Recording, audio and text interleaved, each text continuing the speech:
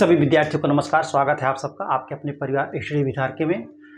आज की परिचर्चा में हम जो है प्रैक्टिस सेट कराएंगे एग्रोनॉमी के जो है दलहनी फसल जो है उर्द, मूंग, लोबिया और मोठ की जो है कुछ जो है महत्वपूर्ण क्वेश्चनों का जो है हम आपको प्रैक्टिस सेट कराएंगे और इसे ये बताएंगे कि कोई किस तरीके से क्वेश्चन है तो कैसे कहाँ से आते हैं। तो आप हमारे साथ परिचर्चा में अंत तक जुड़े रहिए और देखिए कैसे कैसे आपके क्वेश्चन हम बताते हैं। तो सस्य विज्ञान के प्रैक्टिस सेट, लोबिया का वानस्पतिक नाम क्या है? लोबिया का वानस्पतिक नाम क्या है?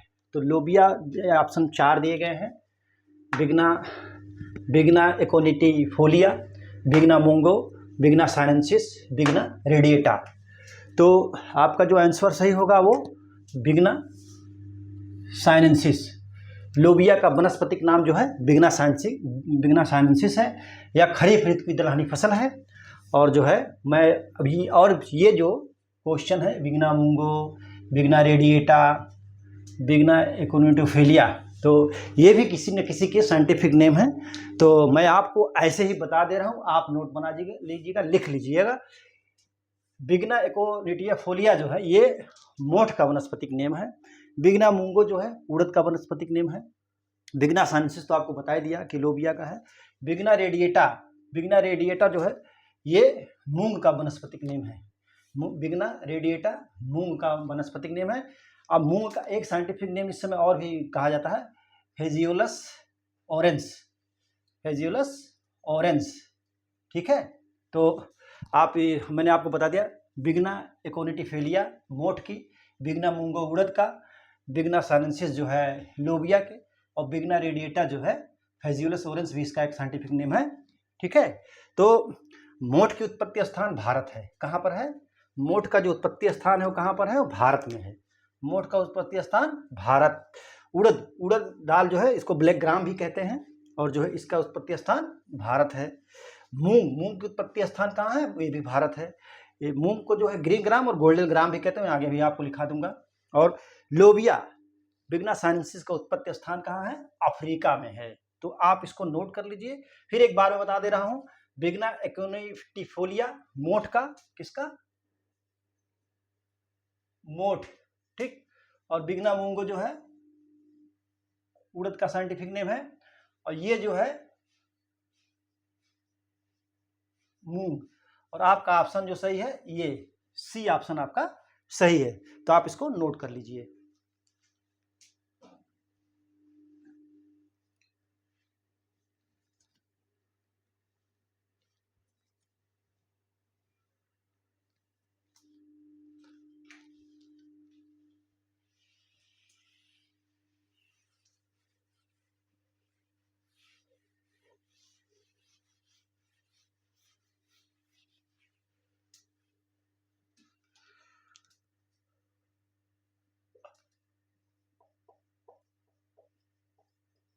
लोबिया को चवला या काउपी भी कहा जाता है। क्या? लोबिया को काउपी या चवला भी कहा जाता है। चवला यानी कि काउपी लोबिया को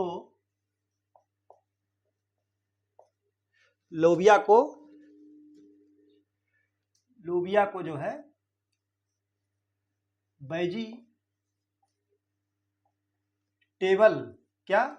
वेजिटेबल मीट भी कहा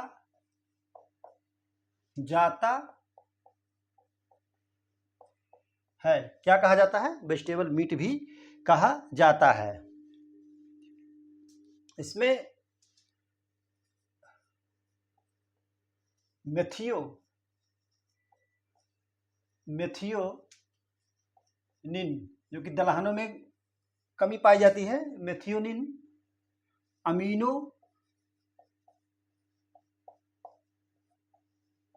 अम्ल बहुत पाया जाता है। क्या है? लोबिया का चौला या काउपी भी कहा जाता है। चावला को वेजिटेबल मीट भी कहते हैं, मतलब लोबिया को जो है वेजिटेबल मीट भी कहा जाता है। इसे जो है, इसमें जो है, इसे नहीं, इसमें मेथियोनिन अमीनो अम्ल बहुत पाया जाता है। इसमें मेथियोनिन अमीनो अम्ल पाया जाता है, बहुत ही महत्वपूर्ण है परीक्षा की दृष्टि से, आप इसको नोट कर लीजिए।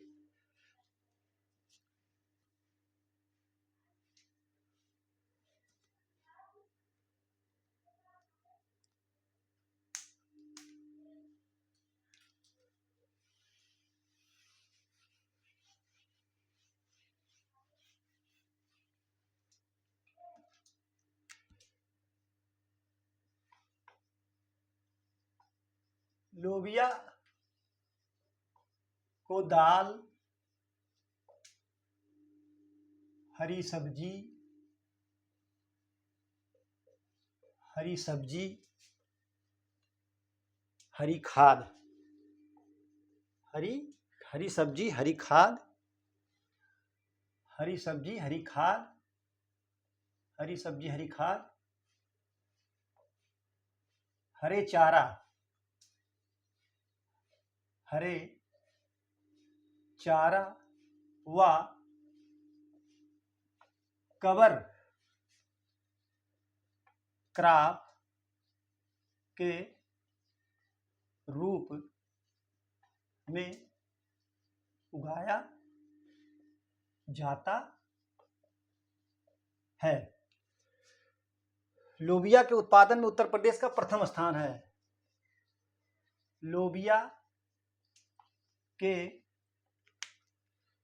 के उत्पादन, इसमें उत्पादन में उत्तर प्रदेश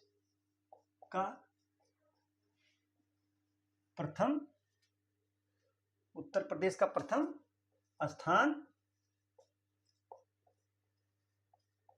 है। ठीक है।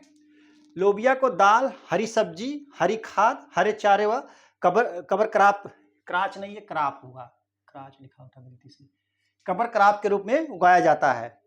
लोबिया के उत्पादन में जो है उत्तर प्रदेश का प्रथम स्थान है। ये जो है मृदा क्षरण को रोकती है, इसलिए इसको कवर क्रॉप के रूप में उगाया जाता है, मृदा क्षरण को रोकती है। ठीक है, आप इसको नोट कर लीजिए।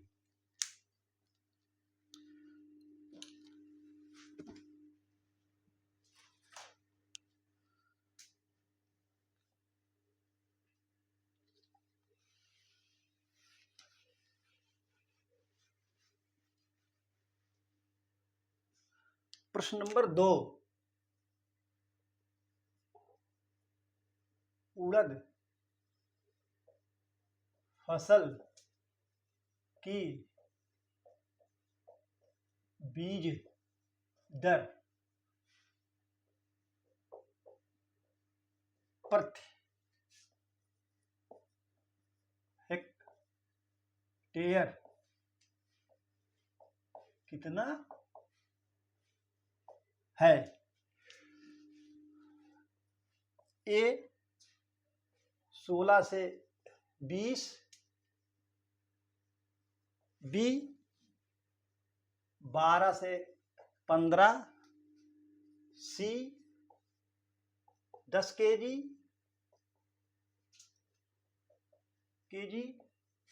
डी 15 से 20 केजी। ठीक है, तो पूछ रहा है उड़द फसल की बीज दर प्रति हेक्टेयर कितना है।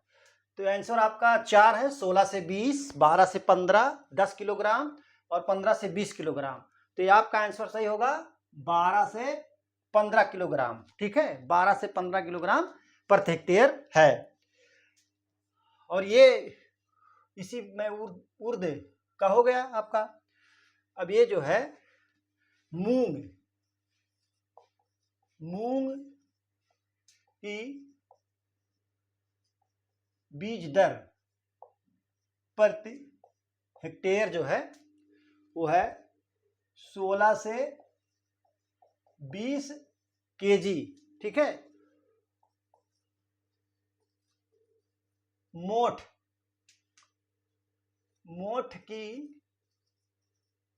बीज दर कितना है प्रति हेक्टेयर? 10 किलोग्राम। 10 किलोग्राम। और ये जो है आपका डी जो है ये लोबिया का है। किसका है? लोबिया का। 15 से 20 किलोग्राम जो बीज दर है वो लोबिया का है, आप इसको नोट कर लीजिए। मूंग का 16 से 20 किलोग्राम, मोठ की बीज दर 10 केजी।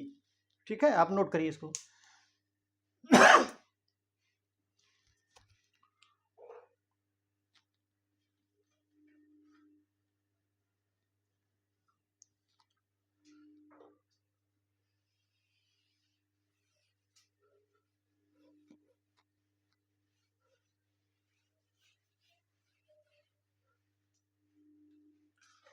उड़द के उत्पादन में, उड़द के उत्पादन, उड़द का उत्पादन महाराष्ट्र सबसे अधिक करता है। ठीक है, और उड़द को ब्लैक ग्राम भी कहते हैं। उड़द में फास्फोरिक, क्या? फास्फोरिक अम्ल बहुत अधिक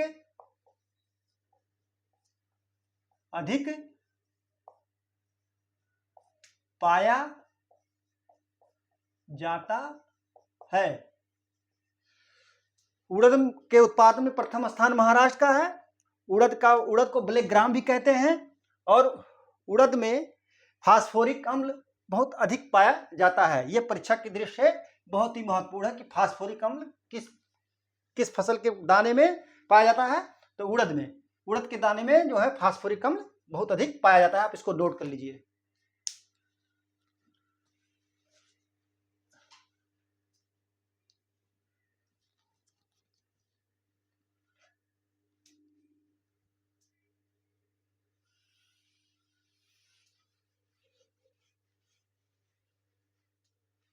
मैं लिख दे रहा हूँ, प्रोटीन जो है दलहनी फसल में बहुत पाई जाती हैं।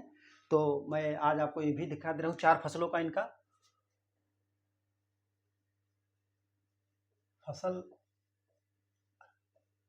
का नाम और प्रोटीन प्रतिशत। मूंग में 25%, उड़द ये क्या है? उड़द में 24%, लोबिया में 23%, मोठ में जो है 18 से 22.5%। तो फसल का नाम है यहाँ पर मैंने दे दिया है, दलहनी फसल का नाम है, आप जाने सब दलहनी है।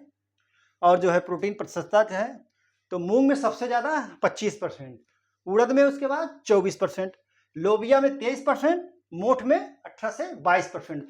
मैं आपको एक चीज़ और बता दूं,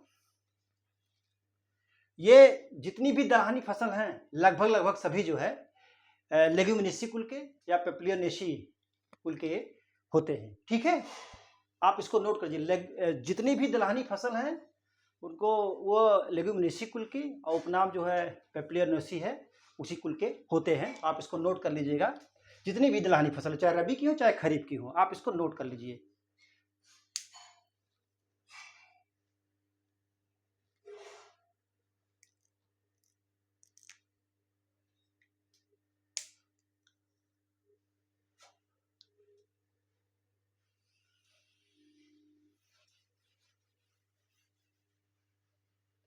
ये अब की बार मैं लिखा रहा हूं प्रश्न। किस फसल में ऊपरी भूमिक भूमिक क्या है ये? भूमिक, ऊपरी भूमिक, जिसको इंग्लिश में कहते हैं ईपी, जो है भूमिक अंकुरण जो है, भूमि अंकुरण ईपीजीएल अंकुरण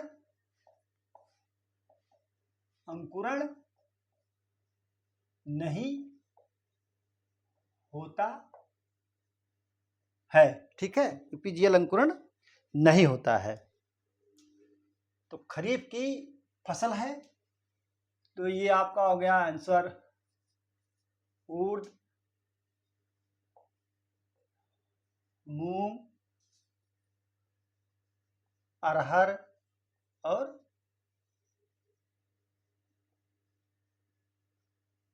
लोबिया। उड़द, मूंग, अरहर, लोबिया। तो अरहर जो है इसमें ईपीजीएल अंकुरण ना होकर के हाइपोजीएल अंकुरण जिसे कहते हैं अधोभूमिक है। ऊपर भूमिक अंकुरण ना पा करके अधोभूमिक अंकुरण अरहर में होता है। ठीक है, आप इसको नोट कर लीजिए, फिर मैं आपको बताता हूँ, टेक्निक बताता हूँ कि कैसे आप याद करेंगे।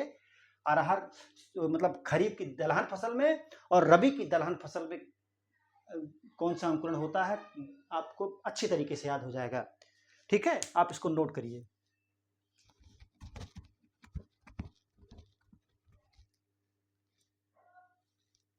एक चीज और लिख लीजिए, तब उसके बाद आगे बढ़ते हैं। ऊपरी भूमिक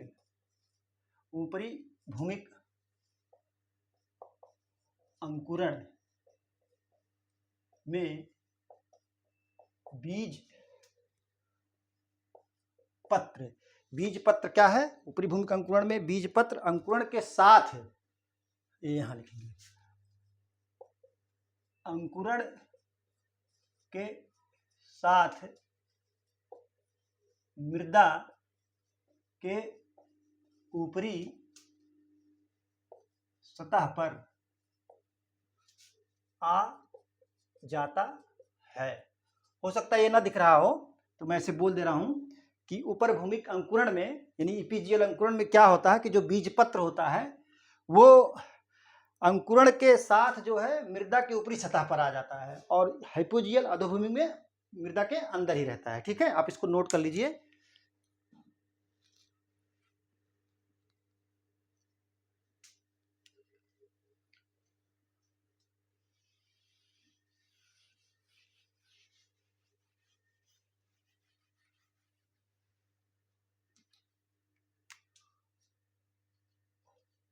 उड़द, मूंग,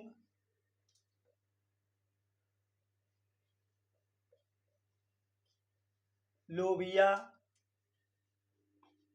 मोठ, सोयाबीन,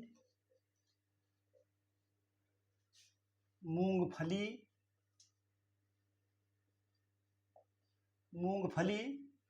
उड़द, मूंग, लोबिया, मोठ, सोयाबीन, मूंगफली में अंकुरण ऊपरी भूमिक मतलब ईपीजीएल पाया जाता है। दूसरे शब्दों में खरीफ ऋतु की दलहनी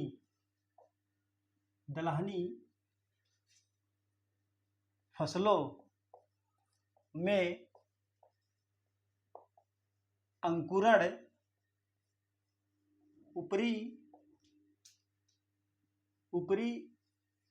भूमिक पाया जाता है। अरहर को छोड़कर अरहर में अधोभूमिक पाया जाता है, यानी हाइपोजियल पाया जाता है। अरहर में अधोभूमिक,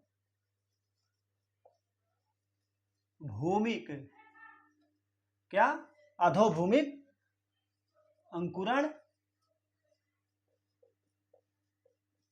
पाया जाता है। तो मैंने आपको बताया क्या कि जो अरहर को छोड़ करके खरीफ ऋतु की जितनी भी दलहनी फसल है उसमें जो है ऊपर भूमिक अंकुरण पाया जाता है, जैसे उड़द, मूंग, मोठ, लोबिया, मूंगफली, सोयाबीन, ये जितनी भी खरीफ की दलहनी फसल है इसमें जो ऊपर भूमिक ईपीजीएल अंकुरण पाया जाता है। अरहर में जो है केवल अरहर एक ऐसी फसल है जिसमें अधोभूमिक या हाइपोजियल अंकुरण पाया जाता है। आप इसको नोट कर लीजिए।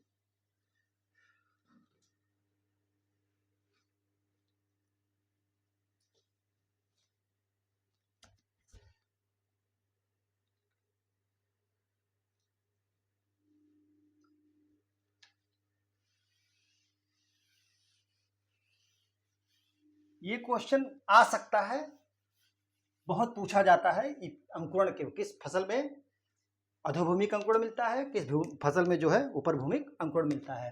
अब प्रश्न नंबर 3 आपका है, या तो छोड़िए ऐसे ही मैं बता देता हूं। रबी फसल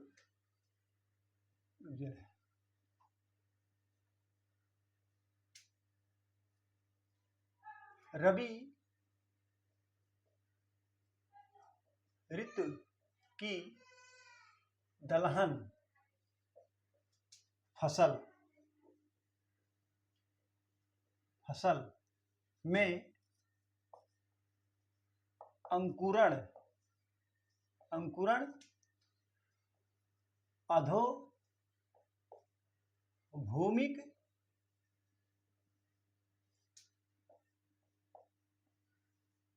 हाइपोजियल पाया जाता है, जैसे चना, मटर,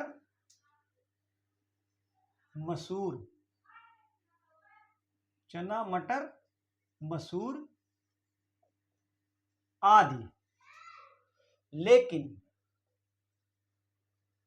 लेकिन राजमा में ऊपरी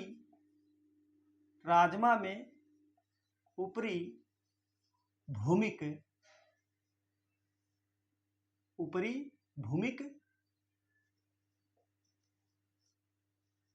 अंकुरण पाया जाता है। ठीक है, खरीफ ऋतु की फसल में जो अरहर में जो है केवल अधोभूमिक अंकुरण पाया जाता है, तो रबी सीजन में जो है रबी ऋतु की जो भी फसलें हैं उसमें जो है चाहे वो चना हो, चाहे वो मसूर हो, चाहे वो मटर हो, वो सब में जो है अधोभूमिक अंकुरण पाया जाता है। लेकिन राजमा एक ऐसी फसल है जिसमें जो है ऊपर भूमिक अंकुरण पाया जाता है। ठीक है, आप इसको नोट कर लीजिए।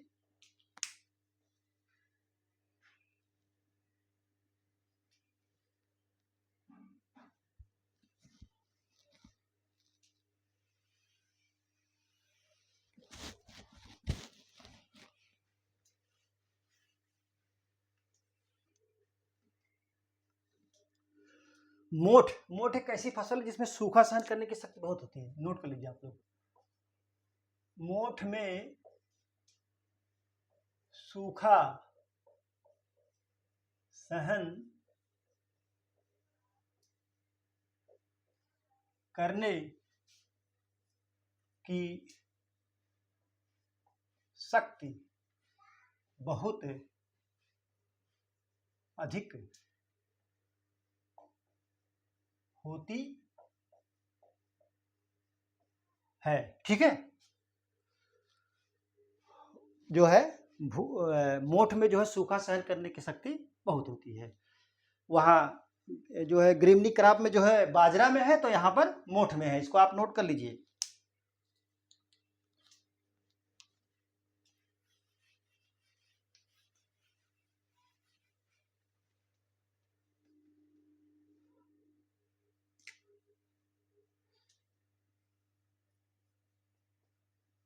खरीफ ऋतु की सभी फसलें फसलें नहीं, दलहनी फसलें, सॉरी, सभी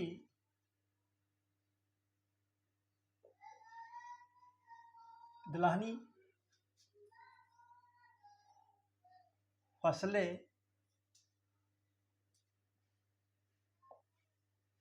सेल्फ पॉलिनेशन, सेल्फ पॉलिनेशन यानी स्वतः परागण और C3 पौधा होते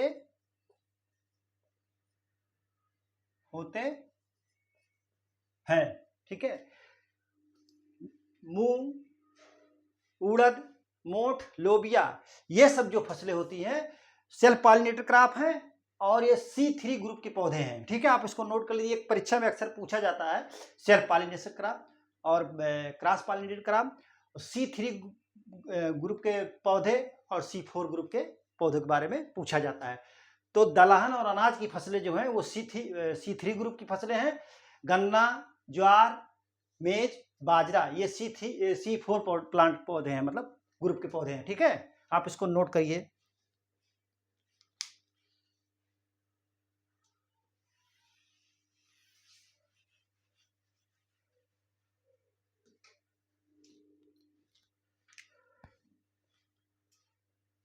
मूंग की फसल में कतार से कतार तथा पौध से पौध की दूरी कितनी होती है। ठीक है, पौध से पौध की और कतार से कतार की कितनी दूरी होती है। तो ये इसी का नहीं, मोठ चाहे वो मूंग हो, मूंग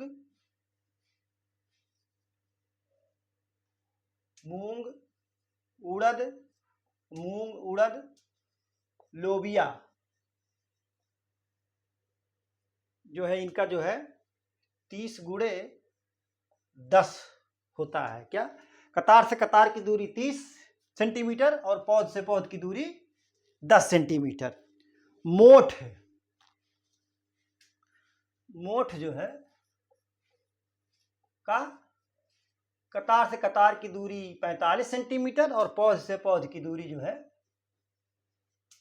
15, पौध से पौध की दूरी 15 सेंटीमीटर होती है। ठीक है, और कतार से कतार की दूरी आप इसको नोट कर लिए। मूंग, उड़द, लोबिया का एक ही होता है और जो है मोठ का जो है 45, 30 से 10 जो है मूंग, उड़द, लोबिया का और 45 गुणे 15 जो है मोठ का। ठीक है, आप इसको नोट कर लीजिए।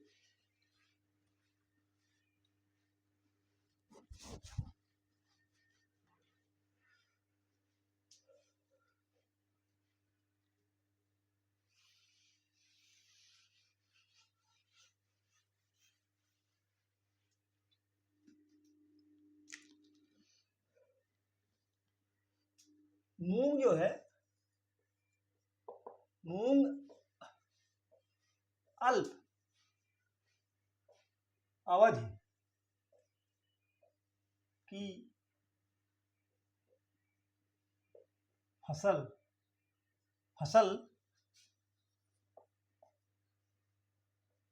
होने के कारण कैच क्रॉप के रूप में उगाई जाती है। ठीक है, मूंग फसल के पकने की अवधि जो है 60 से 70 दिन होती है। कितनी होती है? 60 से 70 दिन। मूंग को जो है कैच क्रॉप भी कहते हैं। कैच क्रॉप क्या कहते हैं? जो दो क्रॉपों के बीच में कम अवधि की फसल उगाई जाती है उसको कैच क्रॉप कहते हैं। जैसे मान लीजिए धान के सीजन में क्या हुआ कि हमने धान की रोपाई की और बाढ़ आई, धान नष्ट हो गया या सूखा पड़ गया, धान नष्ट हो गया, तो हम जो है इसको उसके बीच में बुआई करके इसकी कटाई कर लेते हैं, तो इसी को कैच क्रॉप कहते हैं। इसके लिए सबसे सुटेबल क्रॉप जो है कैच क्रॉप मूंग मानी जाती है। मूंग है कैच क्रॉप और कवर क्रॉप, दो क्रॉप में अंतर। एक क्या होता है? कैच क्रॉप, एक कवर क्रॉप। कैच क्रॉप मूंग क्रॉप, लेकिन कवर क्रॉप अगर आएगी तो आप लोबिया को लगाएंगे ना कि मूंग को। इसका जो है दोनों का फंडा क्लियर कर लीजिए, कैच क्रॉप और कवर क्रॉप का। कैच क्रॉप मूंग, कवर क्रॉप लोबिया। लोबिया जो क्या करती है? कवर क्रॉप के मृदा क्षरण से रोकती है और ये दो फसल के नुकसान को भरपाई करती है। ठीक है,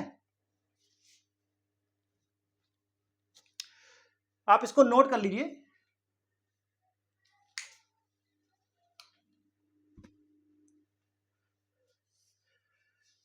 तो मैं इस तरीके से आपको जो आज जो है दलहनी फसलों में रबी फसल और खरीफ फसल दोनों फसलों की, दोनों सीजन की फसलों के जो है केवल कीट और रोग को छोड़ करके बाकी सारा चीज़ हमने लगभग आपको उपलब्ध करा दिया है, तैयार करा दिया, आपको पढ़ा दिया है। और मैं आपको पहले ही बता चुका हूँ कि मैं रोग और कीट नियंत्रण इसके बारे में जब जो है प्लांट पैथोलॉजी ने पादप रोग विज्ञान को जब पढ़ाऊंगा तो उसमें सब फसलों का एक साथ पढ़ा दूंगा। तो आज की परिचर्चा यहीं पर समाप्त की जाती है। परिचर्चा में बने रहेंगे। बहुत बहुत धन्यवाद। Thank you so much.